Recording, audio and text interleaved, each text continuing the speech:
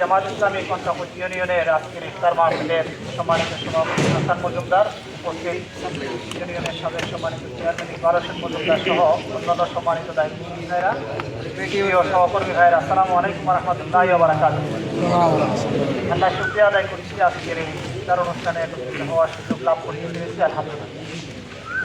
বাংলাদেশে জামাত ইসলামীর নির্বাচনী যে রেজাল্ট হয়েছে, আমাদের কর্মীরা হয়তো অনেকে এই রেজাল্ট দেখে মনক্ষুণ্ণ হয়েছে, কারণ কর্মীদের আশা ছিল এদেশে জামাত সরকার গঠন করবে, আমাদেরও আশা ছিল তাই। কিন্তু জামাতের পার্লামেন্টারি ইতিহাস যদি আমরা দেখি, 86-এ জামাত 10 আসনে বিজয় অর্জন করেছে, 91-এ 18 আসনে বিজয় অর্জন করেছে, 96-এ 3 আসনে বিজয় অর্জন করেছে, 2001-এ 17 আসনে বিজয় অর্জন করেছে, 2008 2 আসনে বিজয় অর্জন। বাংলাদেশের পরে আর কোনো ইলেকশন হয়নি। এরপরে যে ইলেকশন, সেই ইলেকশনে যে রেজাল্ট, সবগুলি রেজাল্টকে 2 দিয়ে গুণ দিলে তার চাইতেও বেশি আসনে এবারে পাই নাই।